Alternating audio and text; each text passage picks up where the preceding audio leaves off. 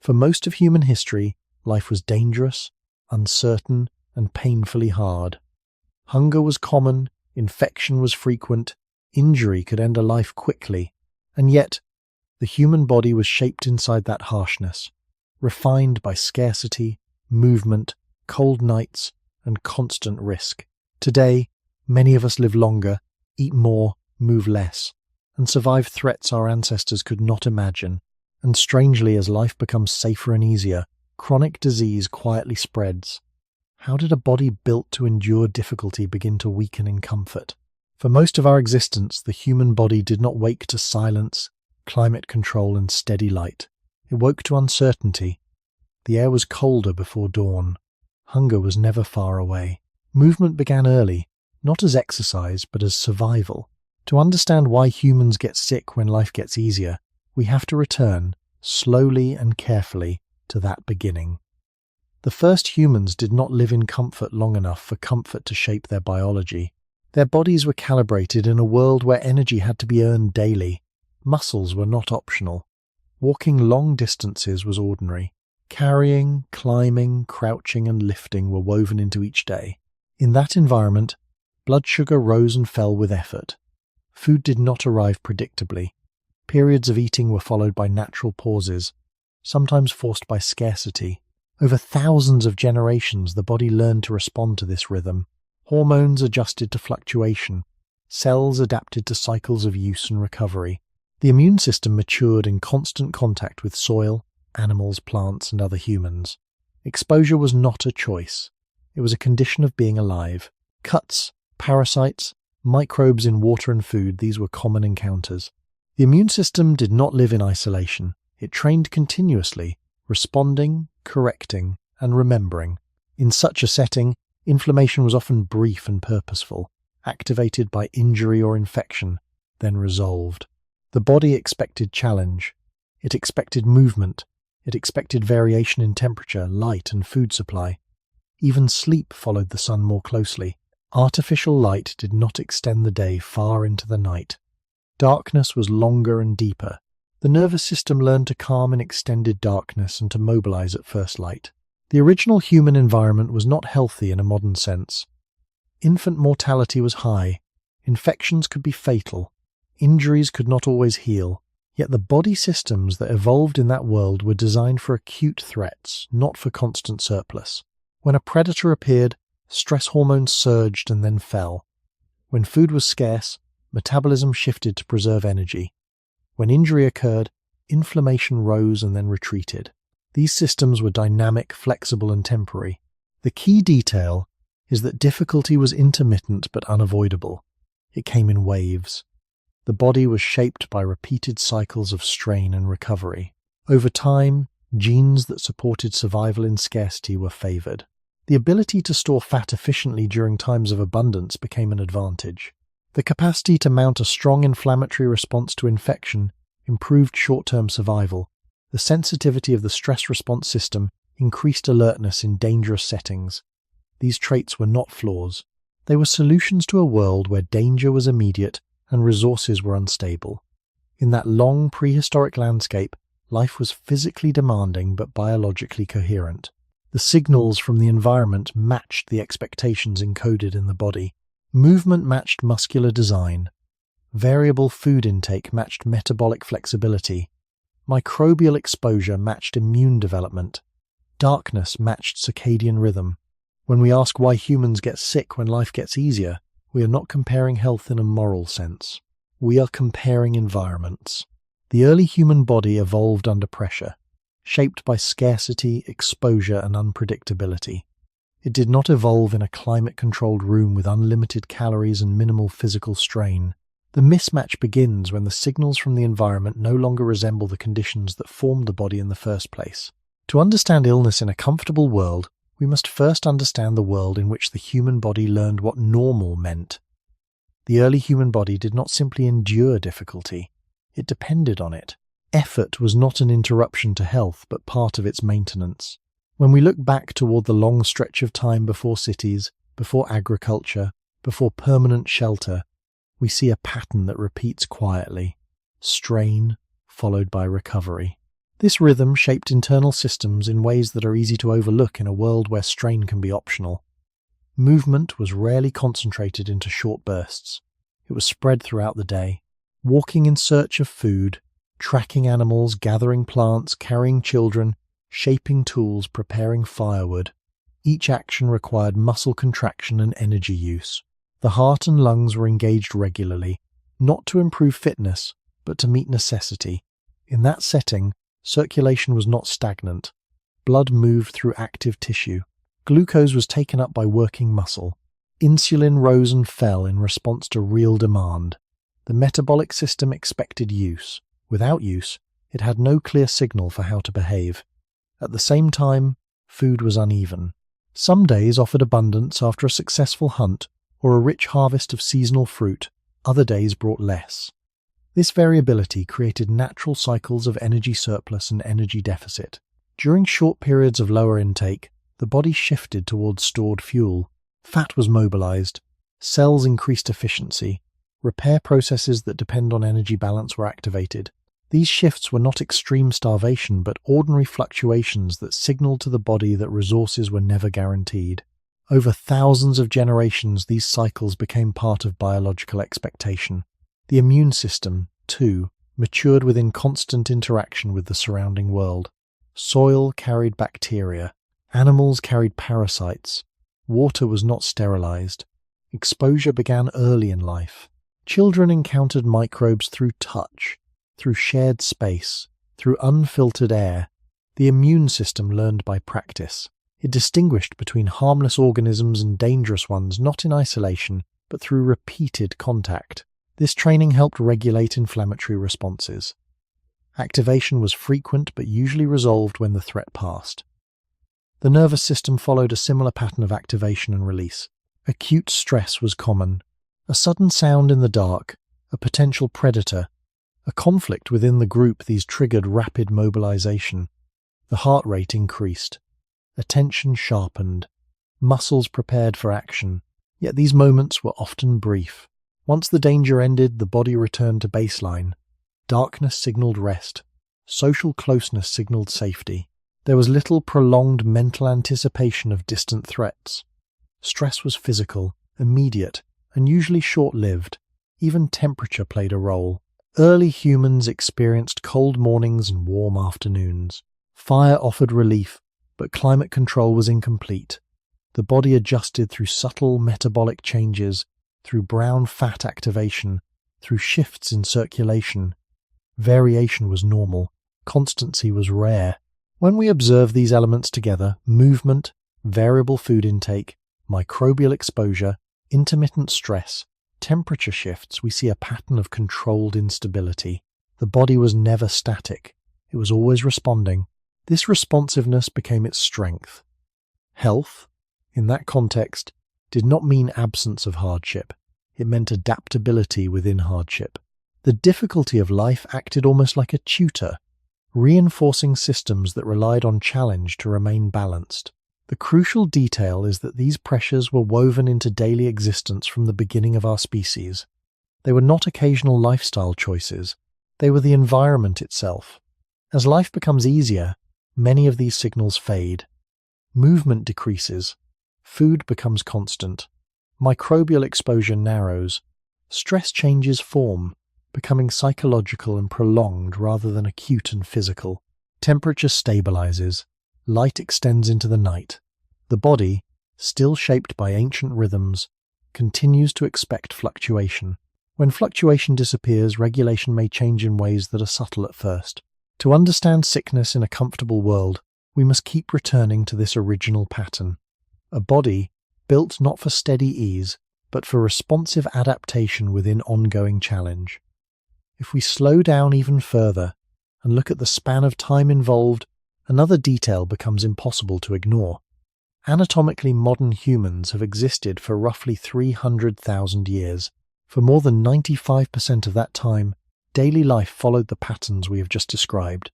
Movement as necessity, food as variable, exposure as constant, darkness as real, permanent settlements, large cities, artificial lighting, processed food, and climate control occupy only a thin edge of that timeline. In evolutionary terms, it is a narrow sliver at the end. The body we carry today is almost identical, in structure and basic physiology, to the bodies that moved across African savannas and later into forests, coastlines, and cold northern plains. Bones, muscles, organs, and hormonal systems did not redesign themselves in the last few thousand years. Natural selection works across long spans, and while small genetic adaptations have occurred in some populations, the overall architecture remains rooted in that earlier world. This is important because it defines what the body recognizes as normal. Normal, in a biological sense, is not what is common today. It is what was common during the long period when survival determined which traits persisted. When energy was scarce, the ability to store fat efficiently increased the chance of surviving famine. When infections were frequent, a strong and rapid inflammatory response increased the chance of surviving wounds. When danger could appear suddenly, a sensitive stress response improved vigilance. These traits were not designed for comfort, they were designed for survival in uncertainty. From the perspective of archaeology, we can see evidence of active lives in skeletal remains. Bones from early human populations often show signs of repetitive loading, muscle attachment patterns that reflect frequent use, and joint wear consistent with constant movement. At the same time, evidence of healed injuries tells us that recovery was possible, that strain was balanced by repair. The body endured stress but also adapted to it. There was no long period in which inactivity became the norm. When we move forward through time and approach the present, the contrast becomes sharper. In only a few centuries, and especially in the last 100 years, daily energy expenditure in many societies has declined dramatically. Food has become abundant and continuously available. Artificial light extends the waking day. Medical advances reduce mortality from acute infections. These changes represent extraordinary achievements, yet they alter the signals that once guided biological regulation. The body still carries metabolic pathways tuned to scarcity. It still maintains immune responses tuned to frequent microbial contact. It still activates stress hormones in response to perceived threat. But the environment providing those signals has shifted faster than the body can adapt. When we say that humans get sick when life gets easier, we are not suggesting that hardship is desirable or that modern progress is a mistake. We are recognizing a temporal imbalance. The biological system was calibrated across hundreds of thousands of years under one set of conditions. The modern environment has changed many of those conditions within a few generations. Evolution does not move at the pace of technology. The question that quietly emerges from this long view is not whether life is better now in terms of safety or longevity.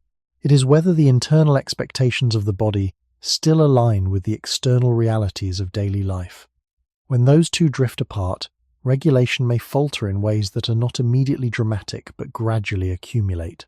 The seeds of modern illness may not lie in a single behavior or a single nutrient, but in the widening gap between ancient design and recent comfort. In the earliest human landscapes, scarcity was not an occasional crisis. It was a quiet background condition. Food could be found, but not always in abundance, and never with certainty. This uncertainty shaped the metabolism long before written history began. To understand why humans get sick when life gets easier, we must look closely at how the body learned to function when energy was limited and unpredictable. The human metabolism is remarkably flexible. It can use glucose from recent meals, glycogen stored in the liver and muscles, and fat stored in adipose tissue. This flexibility did not appear in a world of constant supply. It emerged because supply fluctuated. A successful hunt might provide ample calories for a short time. Days later, intake might drop. In these shifts, the body adapted not only to survive, but to operate efficiently across changing conditions. When food intake decreased, insulin levels fell. Fat was mobilized to provide energy. The liver produced glucose to support the brain. Muscle tissue adjusted its fuel use. These transitions were not signs of pathology. They were normal responses to ordinary variation. The body was accustomed to moving between fed and fasting states without prolonged surplus. Over thousands of generations, this pattern reinforced genes that favored energy conservation. Individuals who stored energy effectively during abundance were more likely to survive lean periods. Fat storage, therefore, became a protective trait. It was not a flaw, it was insurance. In an environment where famine could follow abundance, the ability to accumulate reserves increased survival odds. This biological logic still exists within us. The difficulty arises when abundance becomes constant. When food is always available and rarely requires physical effort to obtain, the cycles that once defined metabolic rhythm become compressed or disappear. Insulin remains elevated for longer periods. Fat storage pathways are repeatedly activated without corresponding periods of depletion. The body, still expecting variability, continues to store energy as if scarcity might return. From an archaeological perspective, we see signs of nutritional stress in early agricultural societies, but even then, caloric intake was often tied to harvest cycles. Seasonal variation influenced diet composition and quantity. Hunter-gatherer groups that survive into recent centuries often display a similar pattern. Energy expenditure is high and intake varies. Long-term overnutrition, as seen in many industrialized societies, is historically rare. The metabolic system evolved in an environment where surplus was temporary and physical effort was continuous. In that context, short bursts of abundance did not destabilize the system because they were balanced by future demands. The body was not exposed to sustained excess without movement. It did not experience decades of consistent caloric surplus combined with reduced energy expenditure. Scarcity, in this sense, acted as a calibrator. It kept regulatory systems responsive, hormones adjusted, cells adapted, repair mechanisms activated during energy shifts. The alternation between use and rest, between intake and depletion, preserved balance. As life becomes easier and food becomes reliably abundant, this calibration changes. The signals that once guided metabolic flexibility become muted. The body remains equipped for a world where food might disappear tomorrow. Yet tomorrow rarely brings absence. It brings another meal. The tension between ancient expectation and modern constancy begins here, not as a sudden failure, but as a gradual divergence. When the body's design assumes scarcity and the environment supplies surplus without interruption, regulation may shift in ways that are subtle at first but meaningful over time. Scarcity did more than shape how the body stored energy. It shaped how the body repaired itself. When food intake fluctuated and physical effort was unavoidable, cells were not only consuming fuel, they were constantly adjusting to stress. Small stresses, cold mornings, long walks, minor injuries, brief hunger, created signals inside the body. These signals activated repair pathways that maintained resilience. In modern biology, this process is sometimes described through the idea that mild stress can strengthen systems when it is followed by recovery. In early human life, such mild stress was not a deliberate practice. It was simply the condition of living. When energy intake dropped for a period, the body did not shut down. It shifted. Certain cellular processes that depend on high nutrient availability slowed. Others associated with maintenance and efficiency increased. Proteins were recycled. Damaged components were broken down and replaced. This was not an extreme response to starvation, but a regular adjustment to variation. Because these cycles repeated across a lifetime, the body became accustomed to periodic recalibration. Movement contributed to this process as well. Repeated muscle use generated microscopic damage in tissue. During rest, that tissue repaired and strengthened. Bones responded to loading by increasing density. The cardiovascular system adapted to repeated demand. None of these adaptations required conscious training programs. They were built into survival. The environment provided the stimulus. The body responded with repair and growth. Over time, this pattern created a close link between challenge and maintenance. The body expected to be used. It expected to experience controlled strain. Without it, certain signals diminished. The immune system followed a similar principle. Minor infections and microbial exposures triggered responses that, once resolved, left behind memory and regulation. The immune network learned through engagement. In an environment where contact with soil, animals, and diverse microbes was routine, immune activity was frequent but often balanced by resolution. Chronic inactivity of this system was rare. It had work to do. When life becomes easier and many of these mild stresses decline, the body does not immediately fail. It continues to function, but the pattern of stimulation changes. Constant comfort can reduce the variability that once signaled cells to adapt.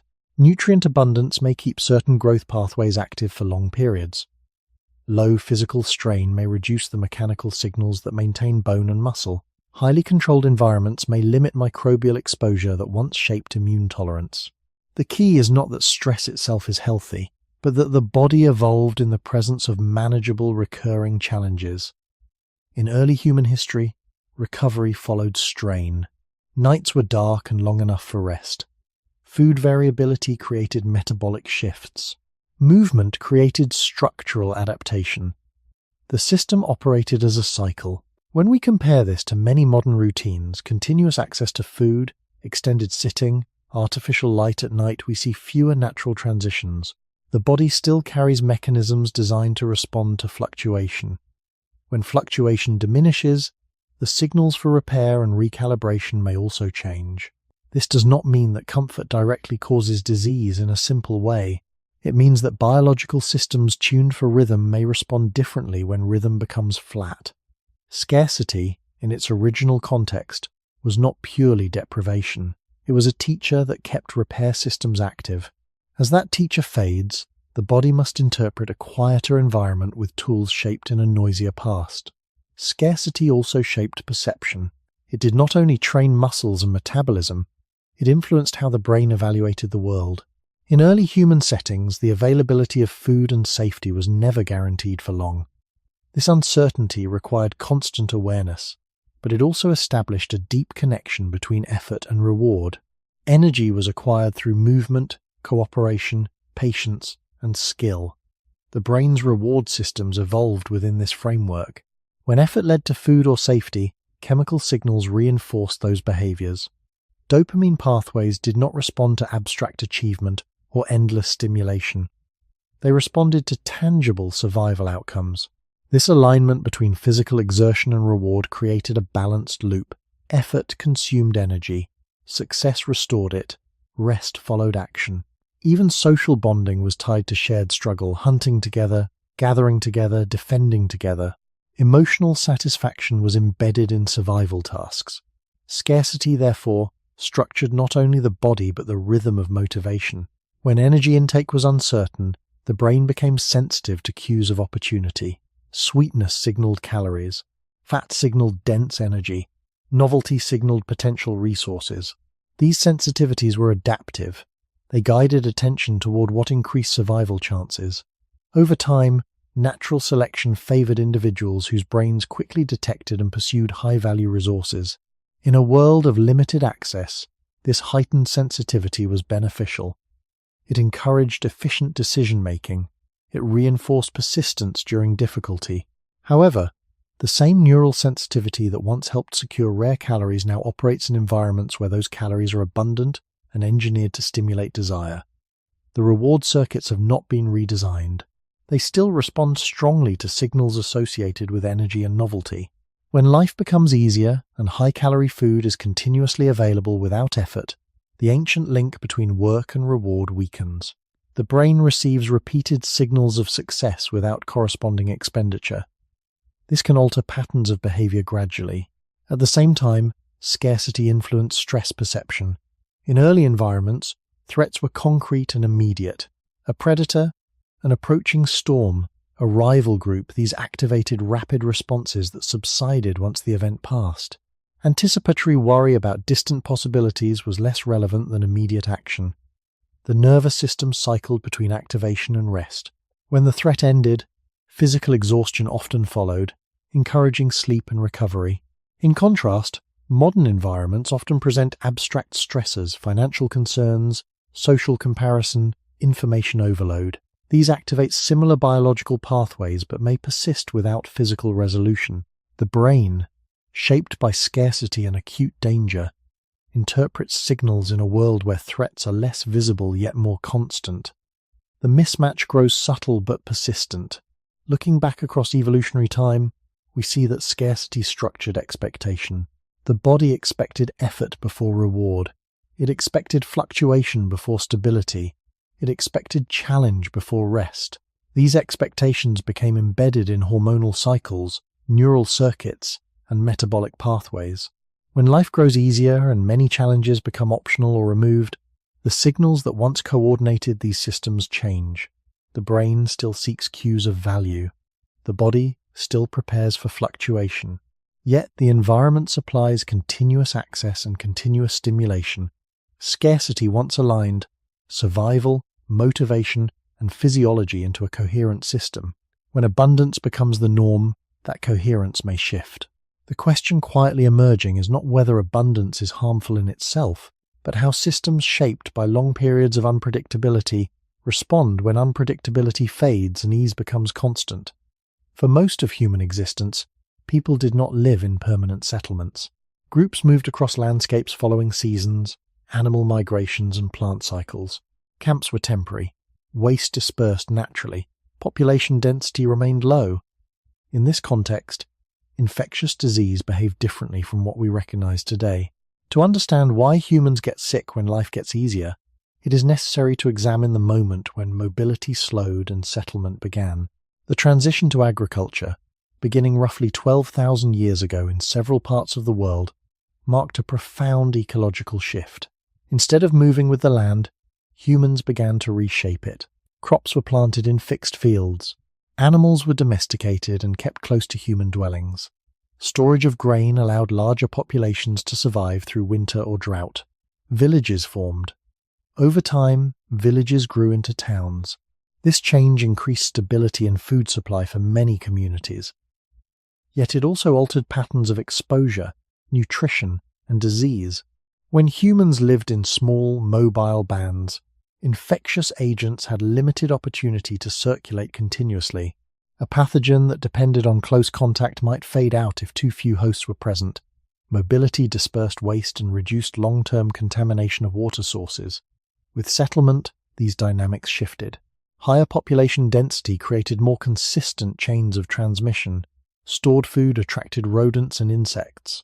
Domesticated animals lived in closer proximity to people, allowing microbes to cross species barriers more easily. Archaeological and historical records show that many infectious diseases associated with dense populations emerged or expanded after the rise of agriculture and urbanization. This does not mean that early humans were free from disease. Parasitic infections, injuries, and localized outbreaks existed long before farming. But the ecological context changed when humans concentrated themselves and their animals in fixed spaces.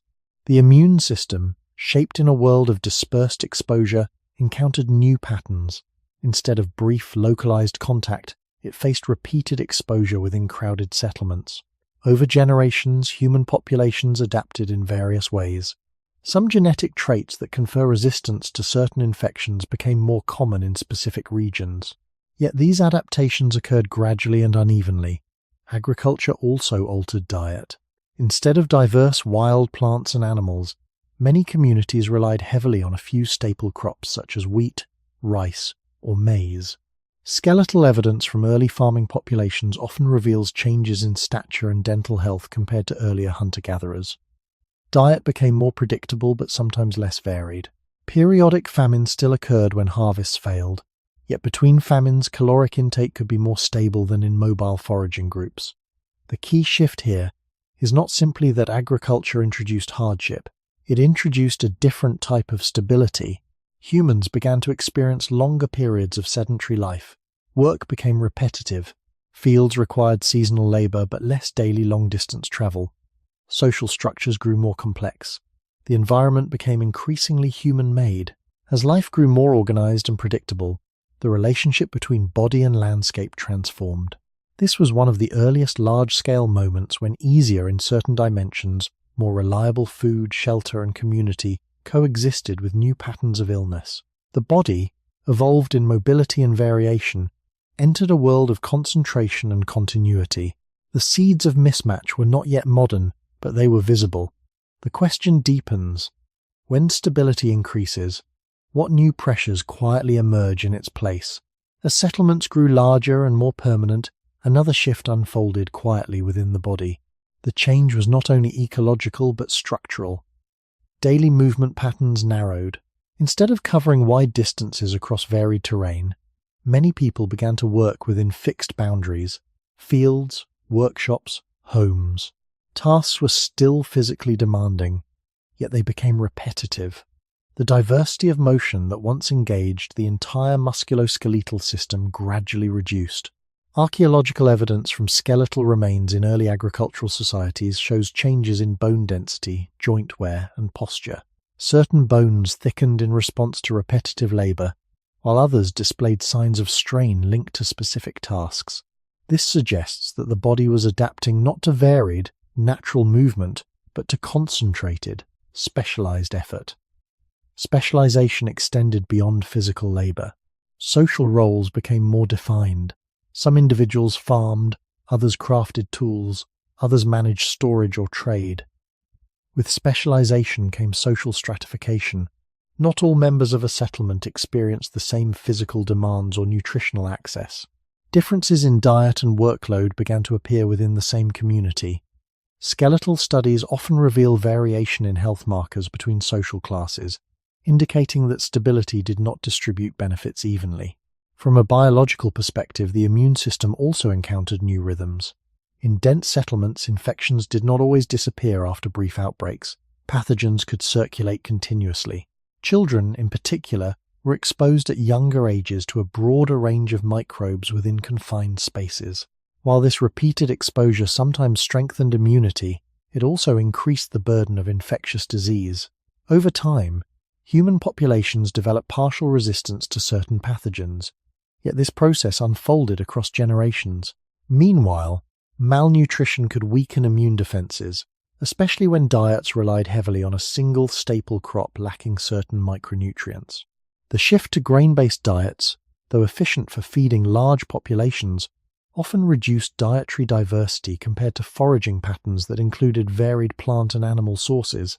Dental remains from early farming communities frequently show higher rates of cavities and enamel defects, reflecting increased carbohydrate consumption and periodic nutritional stress.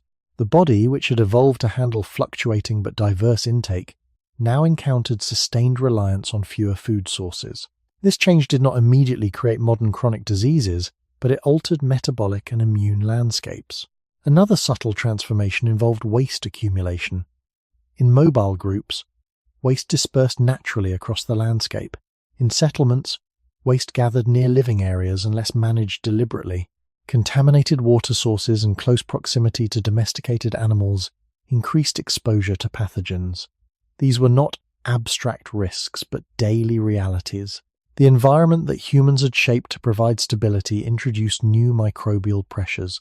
In this period, life in some ways became more predictable. Food storage reduced certain forms of uncertainty. Community offered protection.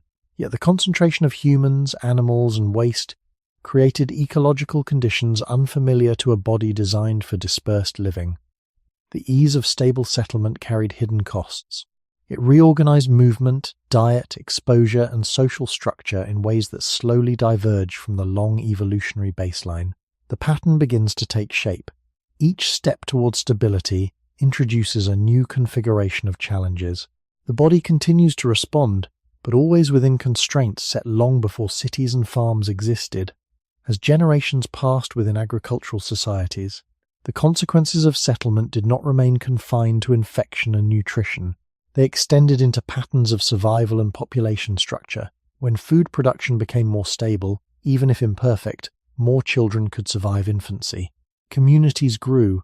Lifespans in some regions gradually increased, not because the human body had fundamentally changed, but because external conditions allowed more individuals to reach adulthood. This demographic shift altered the balance between acute and chronic pressures. In small mobile bands, high mortality from injury or infection limited the number of individuals living into later decades of life. In larger, settled populations, even with ongoing disease, more people survived long enough to experience the cumulative effects of aging. The body, still shaped in an era where few individuals reached advanced age, now had to function across longer spans, under new environmental conditions. The stresses of repetitive labor, limited dietary diversity, and persistent infection accumulated over time. Skeletal remains from early cities often show signs of chronic joint degeneration. spinal compression, and nutritional deficiencies. These are not modern chronic diseases in the form we recognize today, but they reveal a pattern. When stability increases lifespan and population density, the body begins to carry long-term burdens more visibly. Another change involved social proximity. Dense settlements encouraged close, sustained interaction among unrelated individuals. This supported cooperation and cultural development, yet it also facilitated the spread of respiratory and gastrointestinal infections. Over time, certain diseases became endemic, persisting within populations rather than appearing as isolated outbreaks. The immune system, originally shaped for episodic contact within small groups, adapted to a new ecological rhythm. Yet adaptation at the population level did not eliminate disease. It often meant that infections became a regular part of childhood experience. The concept of normal illness shifted.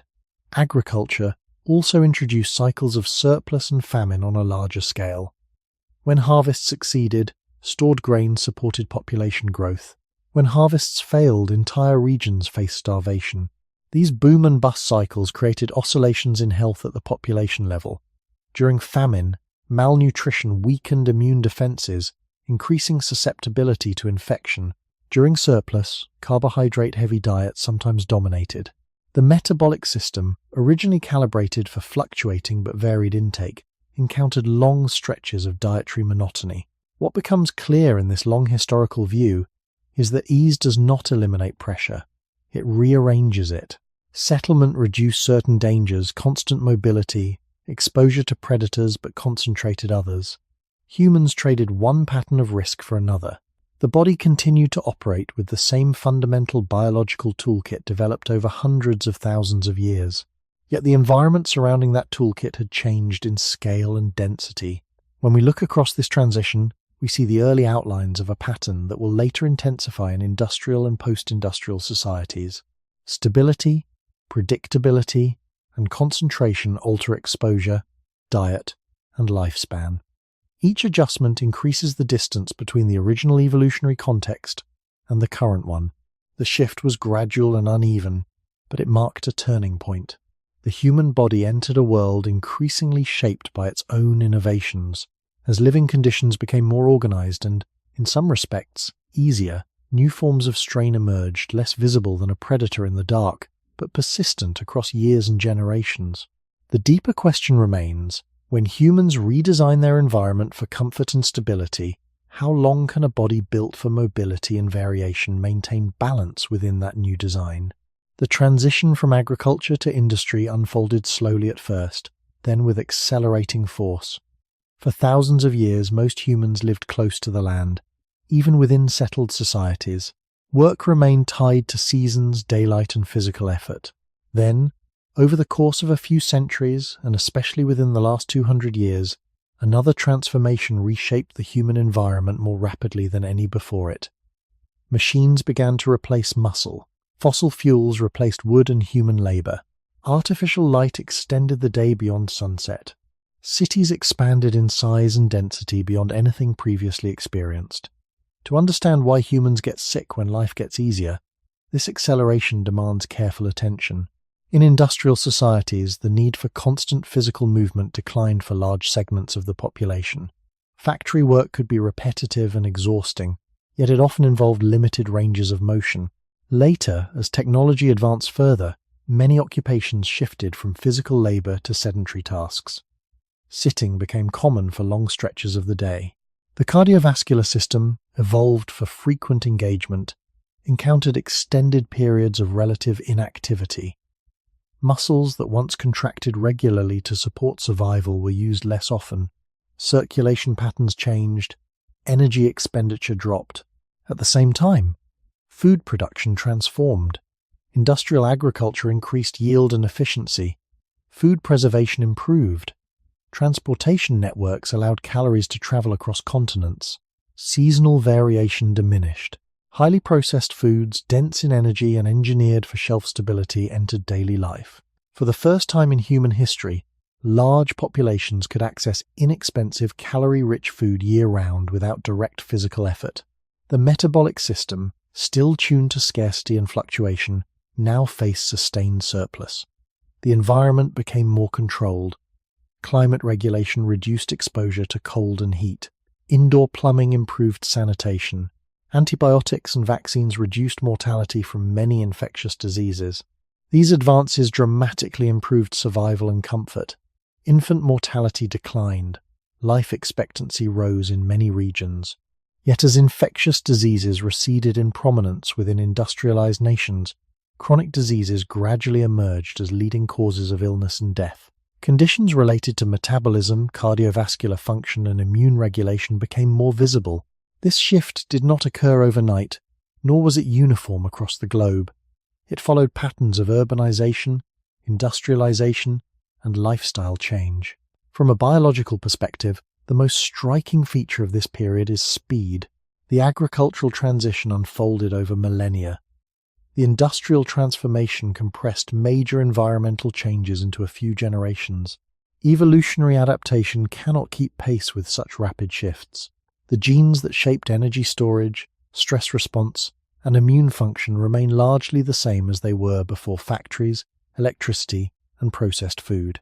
Yet the signals that activate these genes have changed dramatically. Artificial light delays melatonin release and alters circadian rhythms. Sedentary routines reduce mechanical stimulation of bone and muscle. Continuous access to food minimizes fasting intervals. Psychological stressors tied to social complexity and information flow become more constant. The body continues to operate according to ancient regulatory principles, but the context in which it operates has been redesigned at unprecedented speed. Ease increases in measurable ways: safer childbirth, longer lifespans, controlled temperature, abundant calories. At the same time, new patterns of imbalance quietly accumulate. The industrial acceleration does not negate human progress. It reveals the tension between biological inheritance and technological innovation. When change outpaces adaptation, systems shaped in one environment must function in another. The distance between evolutionary design and daily experience widens further. The question deepens: how does a body calibrated over hundreds of thousands of years respond when, within a few generations, the structure of life transforms beyond recognition? As industrialization advanced, another layer of change emerged, less visible than factories or machines, but equally profound. Daily life became increasingly structured around schedules rather than seasons. Time, once guided primarily by sunlight and environmental cues, began to follow clocks. Artificial lighting allowed activity to extend deep into the night. Work shifts divided the day into segments that did not always align with natural circadian rhythms. The body, however, continued to rely on internal clocks shaped long before electricity. The circadian system coordinates sleep, hormone release, digestion, immune activity, and cellular repair. It evolved under a predictable pattern of bright days and dark nights. When darkness fell, melatonin increased, body temperature shifted, and restorative processes intensified. In industrial societies, prolonged exposure to artificial light after sunset alters this sequence. Even moderate light can delay melatonin release. Sleep may shorten or fragment. Over time, irregular sleep patterns can influence metabolic regulation and stress hormone levels. The body remains capable of adapting to occasional disruption, but chronic misalignment introduces subtle strain. The rhythm that once matched the rising and setting sun becomes less distinct. Alongside circadian disruption, urban living reshaped sensory experience. Noise levels increased. Visual stimuli multiplied. Information began to flow continuously through print, radio, television, and eventually digital networks. The nervous system evolved to respond to immediate physical threats or social signals within small groups, now processes abstract concerns and constant alerts. Financial uncertainty, social comparison, global news, these do not resemble a predator in the grass, yet they activate overlapping biological pathways. Cortisol and adrenaline may rise not in brief bursts, but in sustained patterns linked to ongoing psychological stress. Unlike acute danger, which often resolved with physical action, modern stressors may persist without clear physical resolution. This difference alters the stress recovery cycle. In early environments, activation often led to movement running, fighting, climbing. Afterward, exhaustion encouraged rest. In industrial contexts, Stress may occur while sitting at a desk or lying awake at night. The body prepares for action that never fully arrives. Hormonal systems designed for rapid response encounter prolonged stimulation. Over years, this pattern can influence cardiovascular function, immune balance, and metabolic pathways. Industrialization also intensified social stratification and economic specialization. Large urban centers concentrated wealth and poverty side by side. Access to nutritious food, safe housing, and healthcare varied widely. The concept of ease became unevenly distributed. For some, industrial life reduced physical hardship and increased longevity. For others, it introduced crowded housing, pollution, and dangerous labor conditions. The health effects of industrialization were therefore complex, improving survival in certain respects while introducing new forms of exposure and inequality. Air quality changed as well. Burning coal and later oil released pollutants into densely populated areas. The respiratory system, adapted to natural particulates such as dust and smoke from occasional fires, encountered sustained exposure to industrial emissions.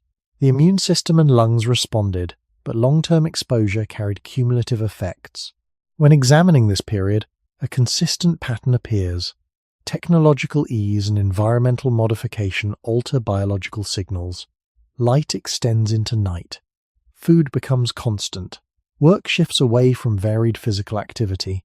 Psychological stress intensifies in new forms. The body remains fundamentally the same organism that once synchronized with daylight and moved across landscapes in search of food.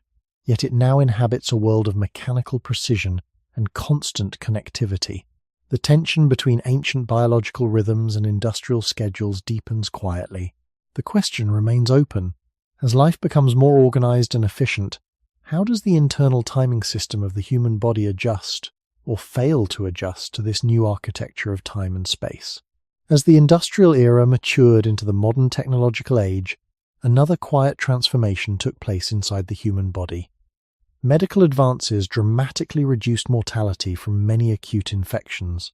Vaccination campaigns, antibiotics, improved sanitation, and surgical techniques extended life in ways unimaginable in earlier centuries. Infant mortality declined sharply in many regions. People survived injuries and illnesses that would once have been fatal.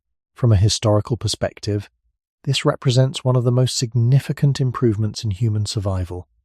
Yet survival changes the landscape of disease. When more individuals live into middle and older age, patterns of illness shift. The body, evolved in conditions where many did not reach advanced decades, now operates across longer spans of time. Wear accumulates. Repair mechanisms continue to function, but they must work for far more years than in most of our evolutionary past. Chronic conditions that require time to develop become more visible, not because the body has suddenly weakened, but because it persists longer within altered environments. This demographic extension interacts with industrial conditions in complex ways. Sedentary routines, calorie-dense diets, disrupted sleep cycles, and persistent psychological stress unfold not over short bursts but over decades. The cumulative effect becomes central.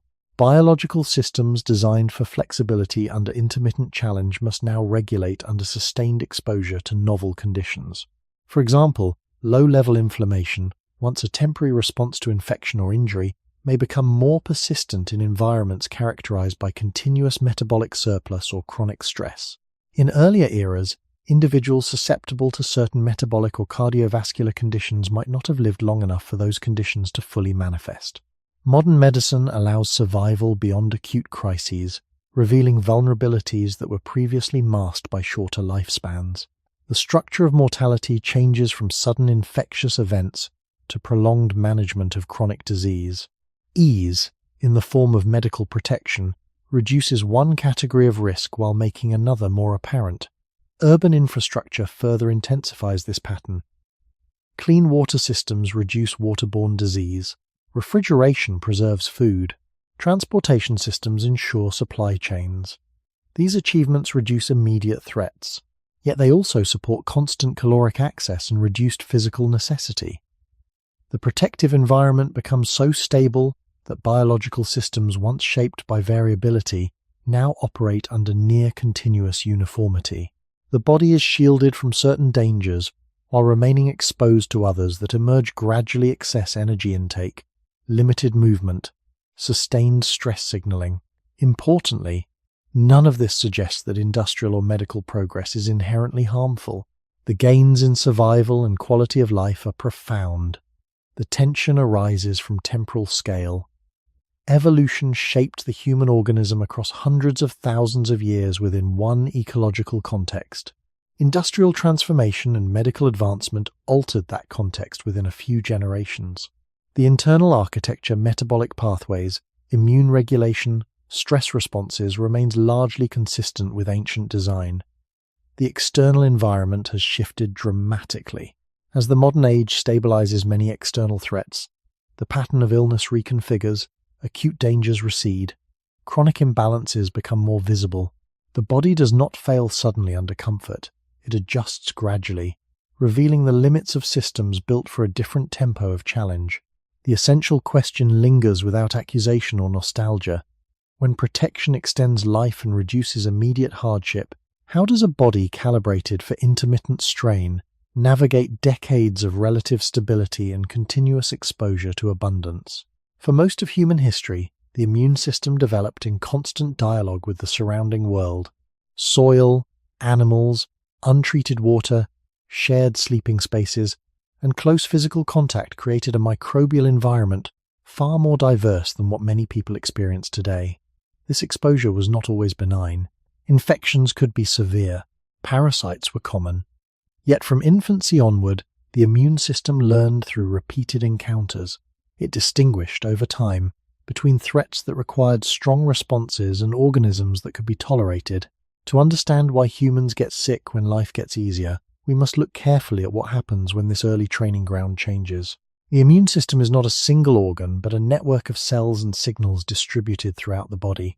It includes rapid responders that attack pathogens immediately and regulatory components that calm the response once danger has passed. Balance between activation and restraint is essential.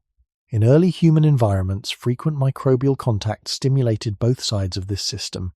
When exposure occurred, immune cells responded. When the infection resolved, regulatory pathways helped reduce inflammation. This repeated cycle shaped a pattern of responsiveness followed by resolution. In highly sanitized environments, especially those common in industrialized societies, many early life exposures are reduced. Clean water, treated food, antibiotics, and controlled indoor environments limit contact with a wide range of microorganisms. These changes have dramatically reduced mortality from infectious diseases, representing a major public health success. Yet some researchers have proposed that reduced microbial diversity may influence how the immune system calibrates itself. This idea, often described as the hygiene hypothesis, and later refined into broader concepts about microbial diversity, suggests that limited early exposure may alter immune regulation in certain contexts. The evidence supporting this idea is complex and still developing. Studies have observed that children raised in environments with greater contact with farm animals or diverse outdoor settings sometimes show lower rates of certain allergic conditions. However, these patterns vary across populations, and no single factor explains immune-related diseases. What remains clear is that the immune system evolved in partnership with a rich microbial environment. The human body itself hosts trillions of microorganisms, particularly in the gut. These microbial communities assist in digestion, vitamin production, and immune modulation. Changes in diet, antibiotic use, and living conditions can alter this internal ecosystem. In traditional settings, diets rich in varied plant fibers support diverse gut bacteria. In modern diets, lower fiber intake and higher levels of processed foods may reduce microbial diversity. This shift does not automatically cause disease, but it changes the signals exchanged between microbes and immune cells. Over evolutionary time, the immune system expected a certain level of background stimulation. It expected minor infections, environmental microbes, and constant microbial communication. In easier environments where many infectious threats are removed, that background changes. Some scientists explore whether this altered stimulation may relate to increases in allergic and autoimmune conditions observed in certain industrialized populations. The mechanisms remain under investigation, and many variables, including genetics, pollution, and lifestyle, interact in complex ways. What is certain is that ease in the form of sanitation and reduced infection has saved countless lives. At the same time, the immune system continues to operate according to principles shaped long before modern hygiene. When exposure patterns shift rapidly, regulation may adapt in ways that are not always predictable. The broader pattern reappears. Systems evolved under one set of environmental signals now function within another. The immune system, once trained in diverse microbial landscapes, now interprets a more controlled world. How it balances vigilance and tolerance in this new context remains an ongoing question. The immune system does not only defend against external threats, it also participates in ongoing communication with the body's own tissues. In early human environments, this communication unfolded within a rich ecological web. Microorganisms were not simply invaders. Many were long-term companions. The gut, skin, and respiratory tract carried diverse microbial communities that coexisted with human cells. Over evolutionary time, these communities influenced how immune cells learned to respond. Exposure was not a single event, but a continuous conversation between host and environment. Within this conversation, immune tolerance developed alongside immune attack. Tolerance means recognizing what should not be destroyed. It is as important as the ability to eliminate pathogens. In environments where microbial diversity was broad and early exposure common, regulatory pathways had frequent opportunities to calibrate. Signals from commensal bacteria helped guide immune cells toward balanced responses. In contrast, modern environments characterized by reduced microbial diversity may shift the tone of this dialogue. Processed food, antibiotic overuse, limited outdoor contact, and urban living can alter the composition of the gut microbiome. Research across multiple populations shows that individuals living traditional lifestyles often possess greater microbial diversity compared to those in highly industrialized settings. Greater diversity is generally associated with more complex immune signaling, though the relationship is not simple or universally protective. The reduction in diversity does not guarantee illness, but it represents a change in baseline conditions.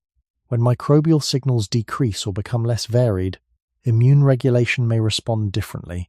Some studies have observed associations between altered gut microbiota and increased rates of inflammatory conditions, including certain autoimmune disorders and allergies. These associations do not imply direct causation in every case. Genetic predisposition, environmental pollutants, diet composition, stress, and many other factors intersect. Still, the pattern suggests that the immune system evolved expecting regular microbial input. Beyond the gut, environmental biodiversity appears to influence immune balance. Contact with soil, plants, and animals exposes individuals to non-pathogenic microbes that may contribute to immune education. Urban environments often limit such exposure.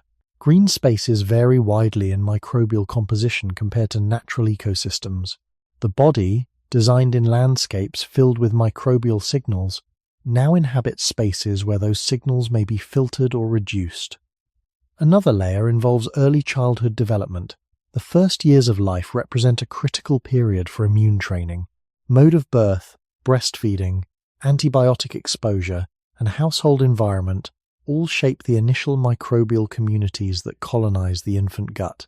Modern medical practices have reduced many life-threatening infections, yet they also alter early microbial transmission. The long-term implications of these changes remain an active area of research. What emerges across these observations is not a simple accusation against cleanliness or medicine. Hygiene, vaccination, and antibiotics have saved millions of lives and remain essential. The deeper issue lies in balance. The immune system evolved within complex ecosystems. When those ecosystems become simplified, the regulatory framework may adjust in unexpected ways. Ease, in the form of sanitized and controlled environments, modifies the signals that once shaped immune calibration. The body continues to interpret its surroundings through mechanisms designed long ago. As microbial diversity narrows and exposure patterns shift, the immune system must navigate a landscape different from the one that formed it. Whether this altered landscape contributes to modern patterns of inflammatory disease remains a nuanced and evolving question, but the divergence itself is clear. When we step back and look across generations, another dimension of immune change becomes visible: The immune system does not operate in isolation from broader demographic patterns. As sanitation improves and infectious mortality declines, more individuals survive into adulthood and older age. This demographic success reshapes the immune landscape at the population level. In earlier eras, many immune challenges were acute and immediate. A child might encounter a pathogen and either recover or not survive. Those who survived often carried long-term immunity. The cycle was harsh, but it was direct. In modern contexts, vaccines prevent many severe infections, antibiotics treat others, and medical care reduces fatal outcomes. The immune system now confronts fewer life-threatening pathogens in some regions, yet it remains active across a longer lifespan. Longevity itself changes the context of immune function. As people live into later decades, the immune system must balance vigilance and restraint for far longer than in much of human history. Aging brings gradual changes in immune regulation. Certain responses become less robust, while background inflammation may increase subtly. This phenomenon, sometimes referred to in scientific literature as age-related immune modulation, reflects the cumulative effects of time rather than a sudden failure. In environments where caloric surplus, sedentary behavior, and chronic psychological stress are common, low-level inflammatory signaling may persist. Over decades, this persistent signaling can intersect with metabolic pathways and vascular systems in complex ways. Ease, in this sense, does not directly create disease but extends the duration over which regulatory imbalances can operate. Another layer involves medical intervention itself. Antibiotics are life-saving when used appropriately, yet repeated or unnecessary use can disrupt microbial communities that help modulate immunity. Modern healthcare systems must constantly balance immediate benefits against long-term ecological effects within the body. The immune system, shaped over millennia by exposure and recovery, now operates in partnership with pharmaceuticals and clinical protocols that did not exist during its evolutionary formation. This partnership has prevented immense suffering, but it also represents a novel biological context. Urban living further shapes immune exposure patterns across generations. Children raised in high-density, indoor-centered environments may encounter a different spectrum of microbes compared to those growing up in rural or nature-rich settings. Pollution, dietary patterns, and stress interact with immune function in subtle ways. The cumulative effect across decades may not be dramatic at any single moment, yet it contributes to changing patterns of allergic, inflammatory, and autoimmune conditions observed in certain populations. Importantly, these patterns are not uniform worldwide. Regions undergoing rapid industrialization often experience shifts in disease profiles as living conditions change. Infectious diseases may decline while chronic inflammatory conditions rise. This epidemiological transition reflects the broader theme of the entire discussion. As life becomes safer in some dimensions, the structure of illness reorganizes rather than disappears. The immune system remains fundamentally the same biological network shaped by ancient exposures. It continues to expect certain signals from the environment.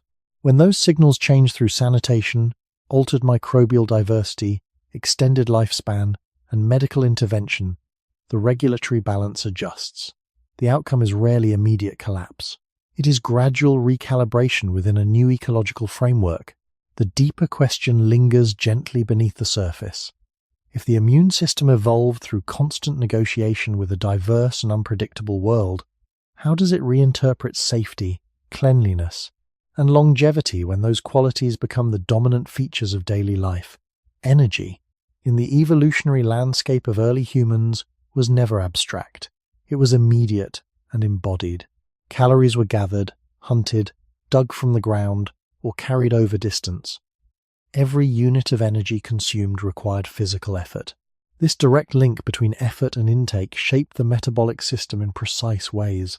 To understand why humans get sick when life gets easier, we must examine what happens when that link dissolves and energy becomes abundant without movement. The human body evolved under conditions where securing food demanded muscular work. Walking long distances, climbing, lifting, and persistent foraging meant that energy expenditure remained high. In such settings, the balance between intake and output was dynamic.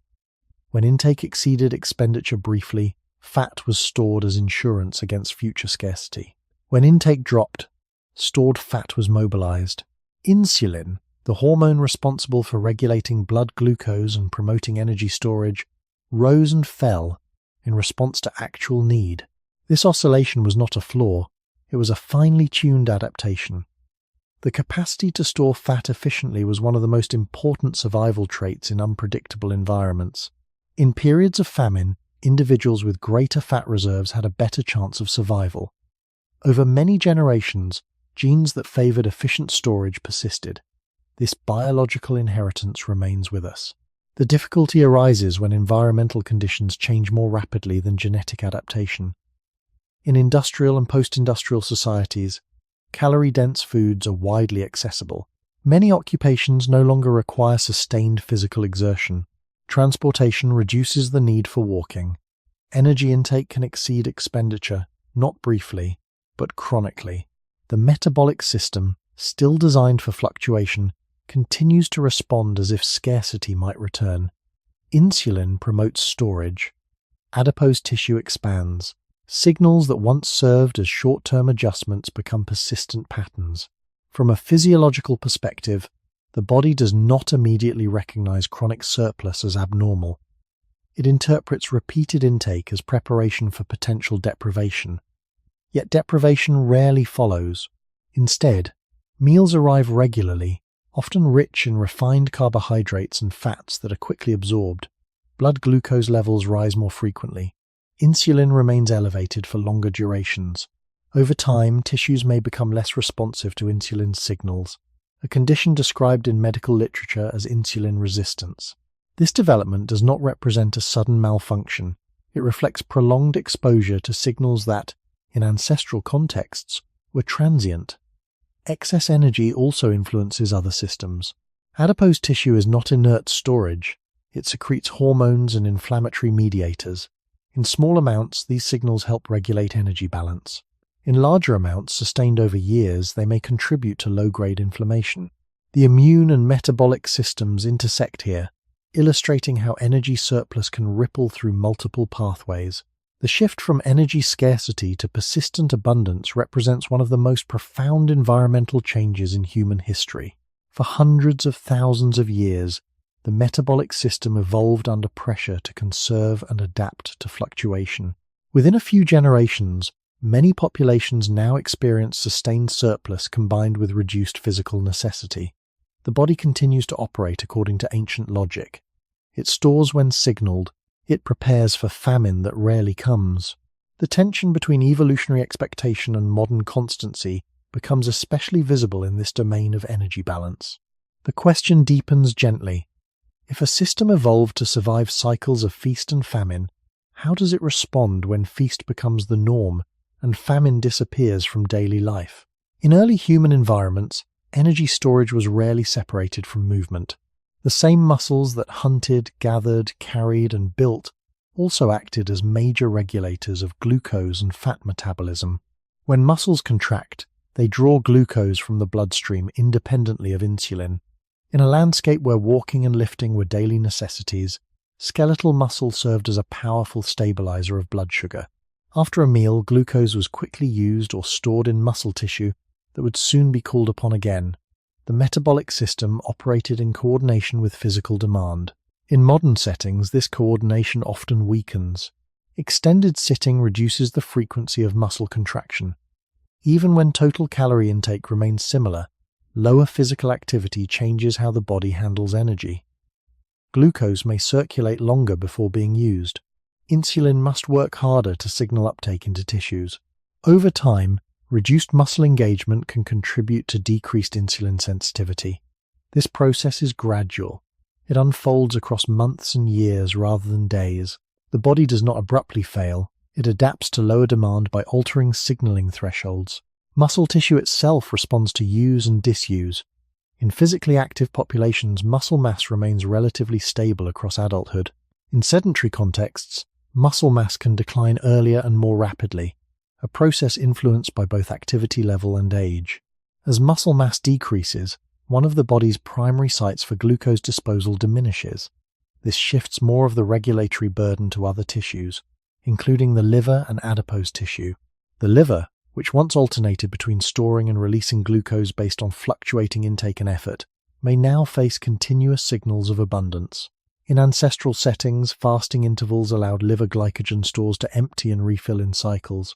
In modern life, frequent meals and snacks can compress or eliminate these intervals. The liver remains metabolically active, yet its rhythm changes. Instead of switching cleanly between storage and release, it may operate in a prolonged storage mode. Another dimension involves appetite regulation. Hormones such as leptin and ghrelin evolved to signal energy sufficiency and hunger in environments where energy intake varied. Leptin, produced by adipose tissue, informs the brain about stored energy levels. In conditions of scarcity, declining leptin signaled the need to seek food. In persistent surplus, leptin levels rise, but the brain's response to this signal may diminish over time. This altered signaling can complicate appetite regulation. The system was designed to defend against weight loss more strongly than weight gain, because in evolutionary contexts, loss of stored energy posed a greater threat than moderate accumulation. Physical effort once provided a feedback loop. Energy expenditure influenced appetite and metabolic efficiency. In easier environments where effort is optional and food is engineered to be highly palatable, this feedback loop weakens. The brain's reward circuits may respond strongly to calorie-dense foods independent of physical need. The metabolic system, built for variability, now encounters constancy combined with stimulation. When examining this shift historically, the contrast becomes clear. For hundreds of thousands of years, muscle contraction, variable intake, and intermittent scarcity defined energy regulation. Within a short evolutionary window, energy intake can exceed expenditure with minimal physical necessity. The ancient logic of conservation persists inside a new landscape of abundance. The body continues to store, to signal hunger, to prepare for uncertainty even when uncertainty rarely interrupts supply. The deeper tension emerges quietly. When movement no longer anchors metabolism, how does a system designed for coordinated effort and intake recalibrate itself in an environment where energy flows freely but demand remains low? Beyond glucose and muscle, prolonged energy surplus influences the body at a more diffuse level. Adipose tissue, often thought of simply as stored fat, is biologically active. In early human contexts, moderate fat reserves acted as a buffer against famine, cold, and illness. The signals released from adipose tissue helped regulate appetite, reproduction, and immune responses. These signals were calibrated for relatively modest and fluctuating stores. When energy accumulation becomes sustained and extensive, adipose tissue expands not only in size but in function. Enlarged fat cells release a different pattern of chemical messengers, including hormones and inflammatory mediators. In small, transient amounts, these substances support immune vigilance and tissue repair. When present persistently over years, they can contribute to a subtle background level of inflammation, sometimes described as low-grade chronic inflammation. This state is not equivalent to acute infection. It is quieter and slower, but it intersects with vascular function, insulin signaling, and cellular repair. In ancestral settings, periods of energy surplus were typically followed by periods of depletion. Fat stores would rise and fall. In modern environments where depletion rarely arrives, expansion can continue gradually across decades. The body's regulatory systems attempt to compensate. Blood vessels adapt to higher nutrient flow. Pancreatic cells produce more insulin to manage repeated glucose surges. Immune cells interact with adipose tissue in new ways. These adaptations are not immediate breakdowns. They are efforts to maintain balance under sustained surplus. Another layer involves the distribution of fat. In evolutionary contexts, energy storage tended to accumulate subcutaneously, under the skin, where it posed fewer metabolic risks. Under prolonged surplus and low movement, fat may increasingly deposit around internal organs, a pattern associated in medical research with higher metabolic risk. This visceral fat is metabolically active and closely linked to inflammatory signaling. Again, this does not occur overnight. It reflects years of environmental constancy interacting with ancient storage mechanisms. Energy surplus also influences reproductive and developmental pathways. Adequate fat stores historically signaled sufficient resources for reproduction. In environments of abundance, these signals may appear earlier or remain persistently elevated. Puberty timing, fertility patterns, and hormonal cycles can shift in response to energy availability. The body interprets sustained abundance as a sign of environmental stability, even if that stability is artificial. Looking across evolutionary time, it becomes evident that the metabolic system was designed to guard against starvation more than against chronic excess. Starvation posed an immediate threat to survival and reproduction.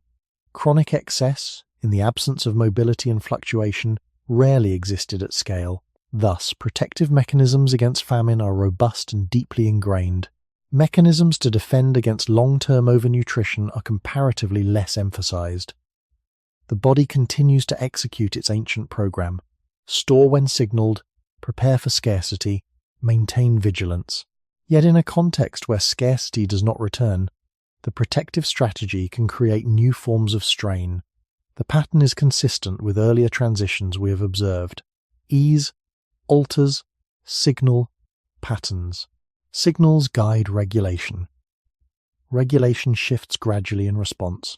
When abundance becomes constant and movement declines, metabolic and immune pathways intersect in ways that reflect evolutionary inheritance more than modern intention. The quiet question remains suspended. If a body evolved to survive cycles of shortage, what equilibrium does it seek in a world where shortage is rare and surplus endures? Long before cities and machines, the human nervous system evolved in open landscapes where danger was visible, immediate, and usually brief. A sudden movement in tall grass, the sound of an approaching storm, the tension of a rival group nearby, these were threats that demanded rapid response. The body answered with speed. Heart rate increased, breathing quickened, muscles tightened, stress hormones surged into the bloodstream, preparing for action. Yet once the threat passed, the body gradually returned to baseline. The stress response was designed to be intense but temporary. It was a system built for acute episodes rather than continuous activation. To understand why humans get sick when life gets easier, we must examine what happens when this ancient stress system operates in a new type of environment, one that is physically safer but psychologically dense. In early human settings, stress was closely tied to physical action. If danger appeared, movement followed. Running, climbing, fighting, or fleeing provided an outlet for the energy mobilized by stress hormones. After exertion, fatigue encouraged rest. The cycle of activation and recovery completed itself. The nervous system oscillated between alertness and calm. Nightfall brought darkness and relative quiet. Social bonds within small groups provided reassurance and shared vigilance. In many modern environments, immediate physical threats are far less common, yet psychological stresses have multiplied. Financial uncertainty, work deadlines, social comparison, constant information flow, and digital notifications create a background of cognitive stimulation. These signals do not resemble a predator in the grass, but they can activate overlapping biological pathways. The hypothalamic pituitary adrenal axis, central to the stress response, responds to perceived threats whether they are physical or abstract. Cortisol is released, blood pressure rises, attention narrows.